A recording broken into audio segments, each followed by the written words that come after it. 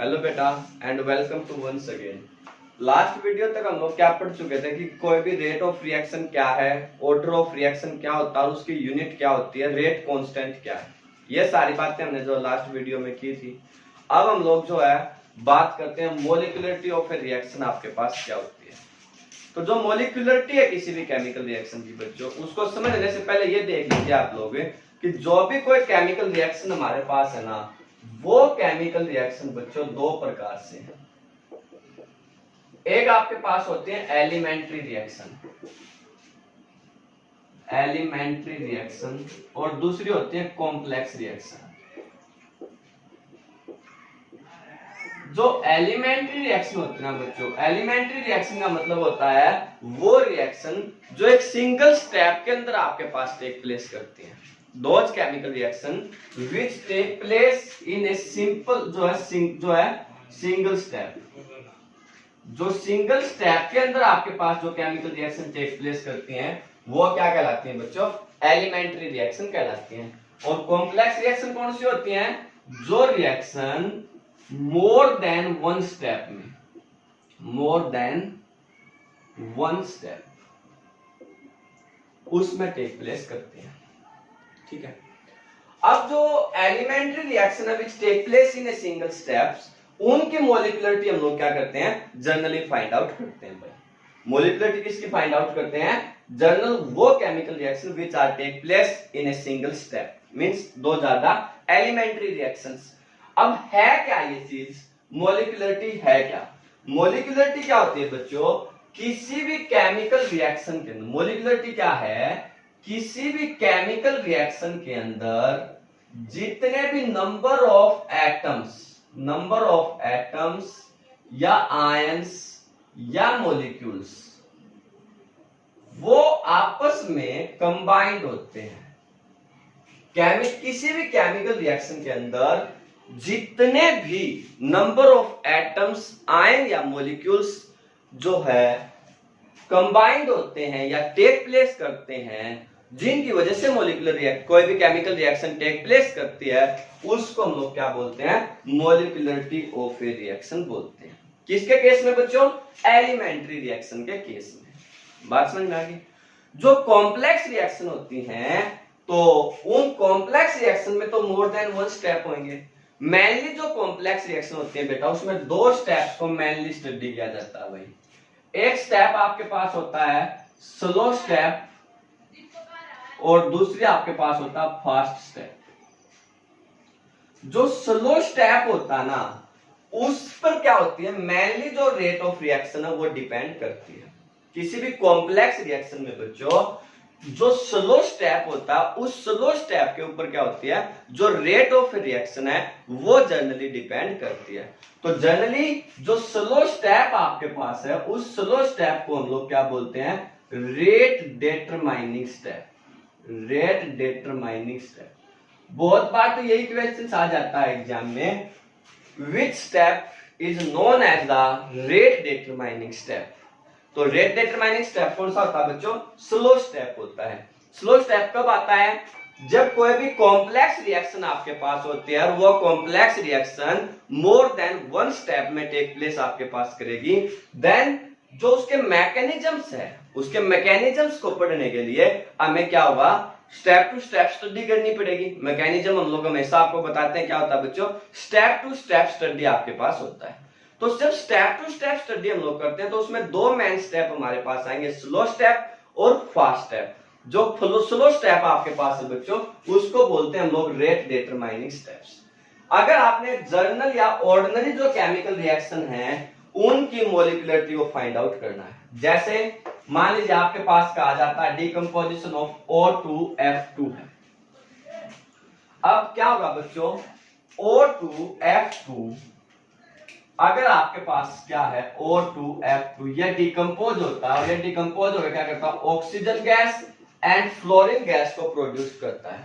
अगर ये क्या करता है, आप डिकम्पोज होके oxygen gas and fluorine gas को प्रोड्यूस करता है, तो यहाँ पे जो O2F2 बच्चों था उसके कितने मॉलिक्यूल थे, एक मॉलिक्यूल डिकम्पोज होके क्या बना बेटा, एक मॉलिक्यूल ऑफ O2 एंड एक मॉलिक्यूल ऑफ F2। तो in that case this one, क्योंकि यहाँ पे क्या था, वन मॉलिक्यूल था ना, तो इसलिए इसको हम लोग क्या बोलते हैं, इसकी जो मॉलिक्यूलरिटी हमारे पास है बच्चों, वो मॉलिक्यूलरिटी क्या है, वन। इसकी मॉलिक्यूलरिटी क्या है, वन। इसको हम लोग, जिसकी भी मॉलिक्यूलरिटी वन होती है ना, जिस रिएक्शन की भी बच्चों, तो उसको हम लोग बोलते हैं यूनिमोलिकुलर रिएक्शन। क्या बोलते हैं बेटा, यूनिमोलिकुलर रिएक्शन। तो this is called the unimolecular reaction.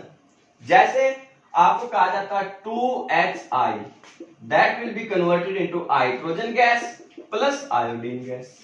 अब हाइड्रोजन एंड आयोडीन गैस को बनाने के लिए बच्चों अपने को क्या चाहिए, 2 मॉलिक्यूल ऑफ HI चाहिए। 2 मॉलिक्यूल ऑफ अगर हम HI चाहिए तो दीज दो, यहाँ पे क्या होगा, 2 मॉलिक्यूल हो गए ना, तो इसका मतलब इसकी जो मॉलिक्यूलरिटी आपके पास है वो मॉलिक्यूलरिटी क्या बच्चों, 2।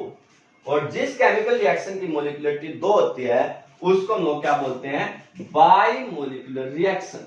क्या बोलते हैं बच्चों, by molecular reaction which have the जो है molecularity 2।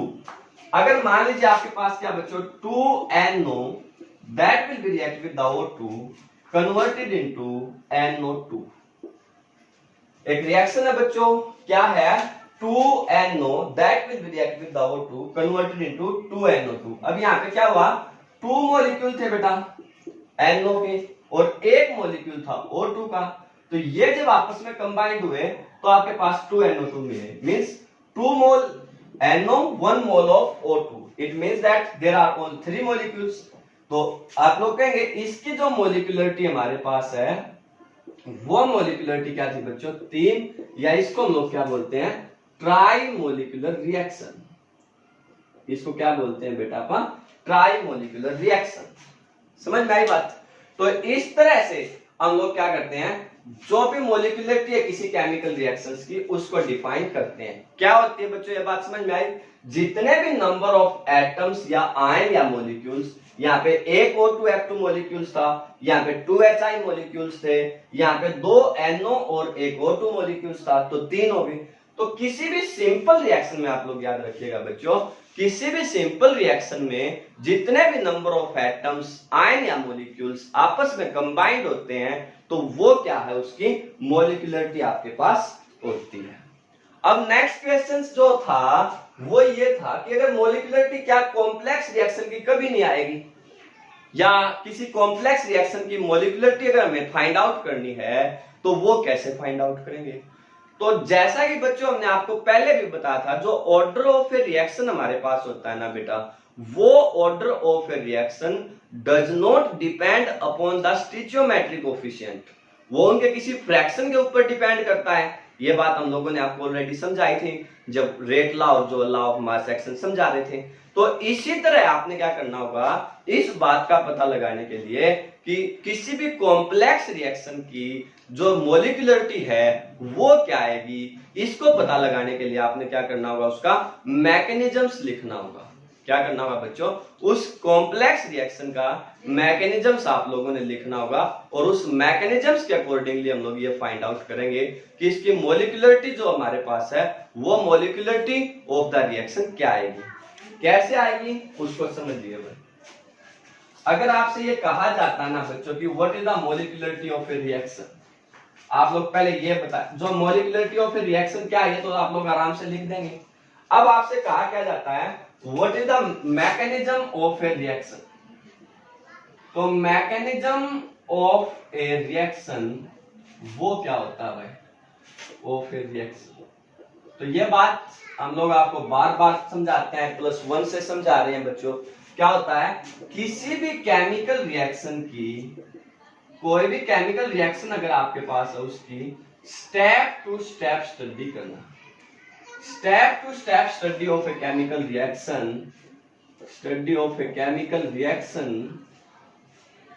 Is called mechanisms of a reaction.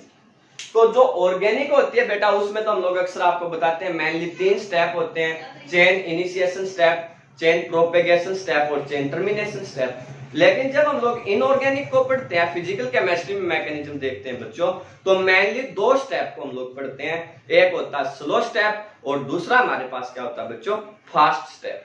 तो आपने क्या करना होता है मेनली, क्योंकि हमने आपको बताया था जो स्लो स्टेप आपके पास होता है वो स्लो स्टेप क्या होता है, रेट डिटरमाइनिंग स्टेप होता है। तो उस स्लो स्टेप में आपने देखना होगा कि कितने एटम्स आयन या मॉलिक्यूल्स आपस में कंबाइंड हो रहे हैं, वहां से आप लोग क्या करेंगे, मॉलिक्यूलरिटी को फाइंड आउट करेंगे। जैसे फॉर एग्जांपल आपके पास एक केमिकल रिएक्शन है 2NO2F2 जो N2O2। मान लीजिए आपके पास एक केमिकल रिएक्शन है 2N2O2 converted into 4NO2 plus O2।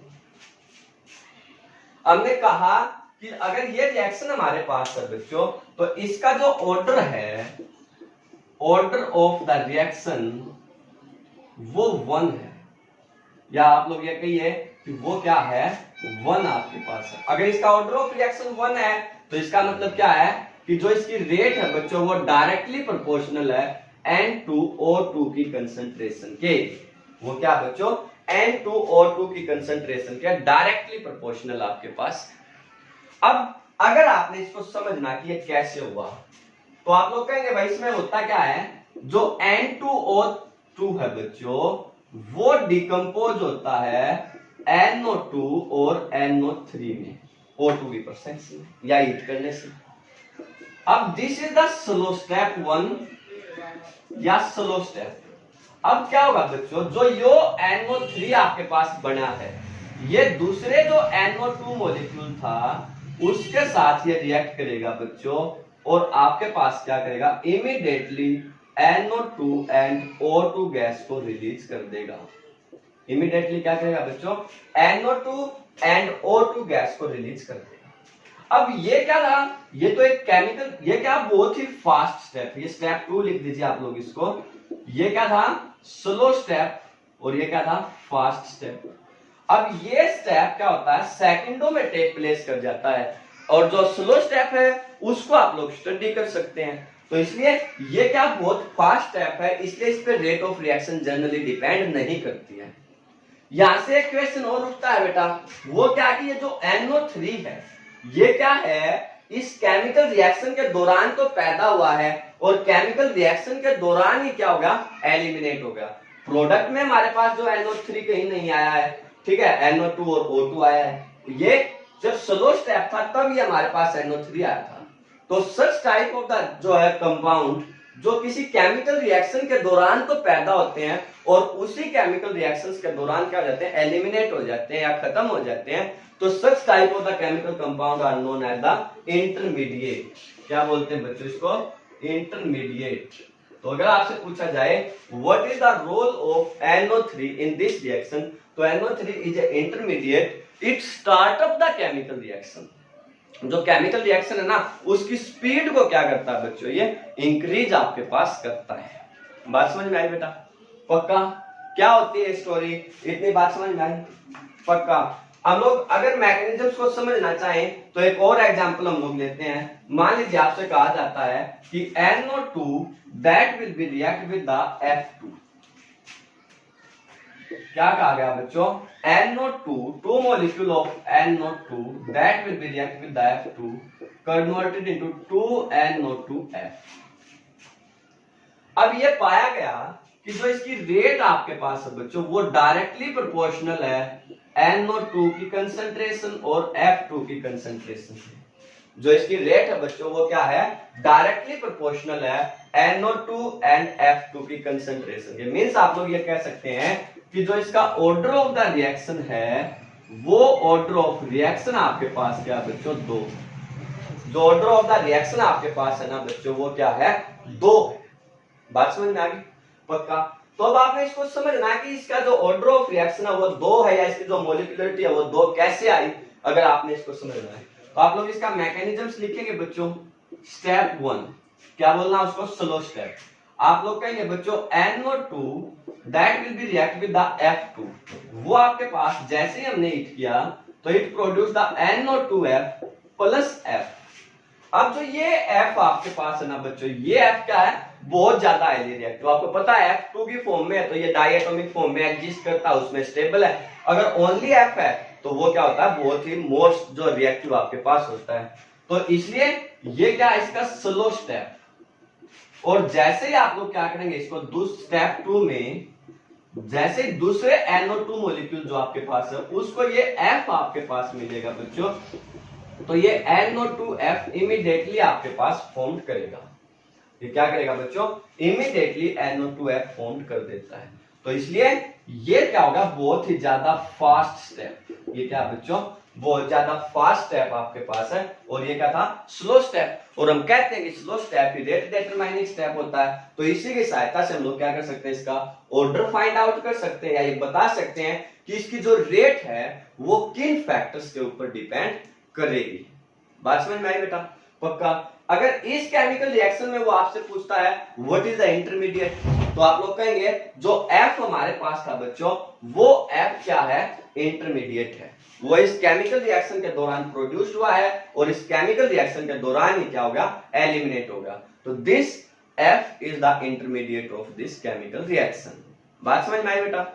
Mechanism का मतलब क्लियर हो है ना, किसी भी केमिकल रिएक्शन की स्टेप टू स्टेप स्टडी करना। ये ध्यान रखेंगे, फिजिकल केमिस्ट्री में 2 ही स्टेप होते हैं, जो स्लो स्टेप और फास्ट स्टेप। इन ऑर्गेनिक में 3 आपके पास होते हैं, लेकिन फिजिकल केमिस्ट्री में 2 ही स्टेप आपके पास है, वो आप लोगों ने पढ़ने हैं।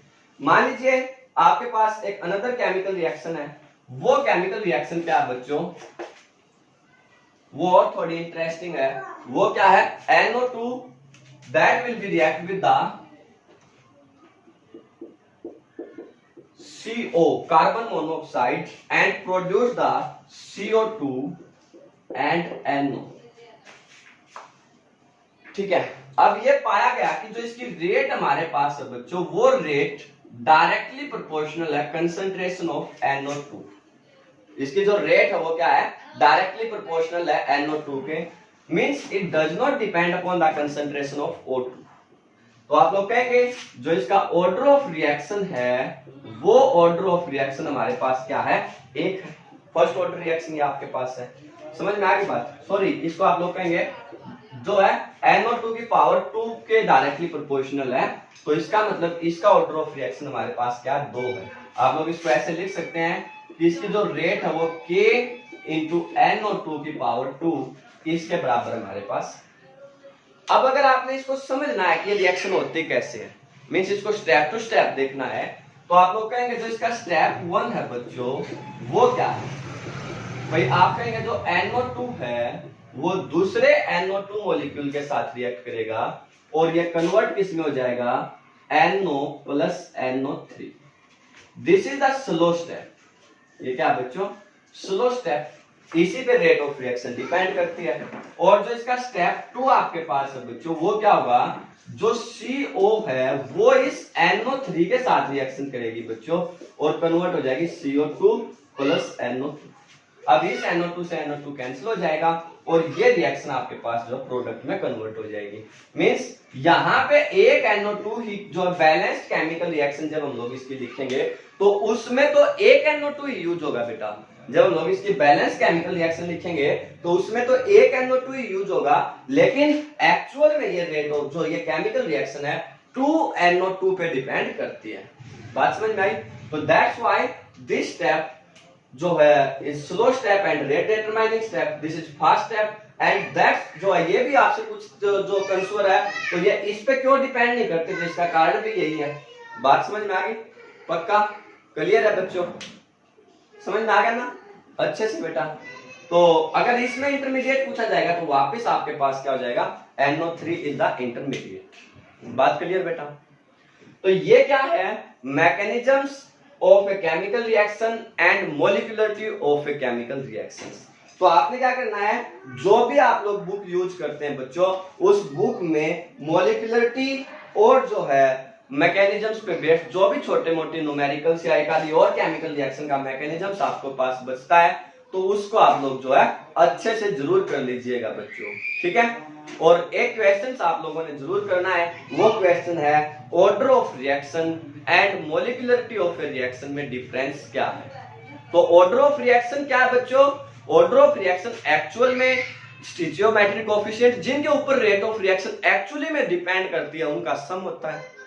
मोलिकुलरिटी जो भी number of atom ions molecules जो भी आपस में रिएक्ट करते हैं, वो जितने भी नंबर ऑफ एटम या आयन या मॉलिक्यूल्स आपस में कंबाइंड होते हैं वो मोलिकुलरिटी है। ठीक है, तो आप लोग ऑर्डर ऑफ रिएक्शन जो है आपको पता है 1 2 3 डेड ऐसे आता, अलग अलग आ सकता है। जब ऐसे मोलिकुलरिटी भी अलग अलग आपके पास आ सकते हैं, लेकिन फ्रैक्शनल में नहीं आएगी। जो ऑर्डर ऑफ रिएक्शन है उसकी यूनिट रेट कांस्टेंट पे डिपेंड करती है, जबकि molecularity number of atom ions को रिप्रेजेंट करती है बच्चों, तो उसकी यूनिट फिक्स्ड है। बात समझ में आ गई? बाकी आप बुक से इसको जरूर पढ़ेंगे अच्छे से, और कोई पोर्सुलेट या कोई भी प्रॉब्लम अगर आप लोगों को बचे या कोई भी जो छोटी मोटी प्रॉब्लम आप लोगों की बचे तो you can ask, you comment, और हमें आप लोग जो आसान बता सकते हैं, हम लोग आपके हर क्वेश्चन का आंसर जरूर देंगे बेटा। बेस्ट ऑफ लक, अच्छे से करिएगा।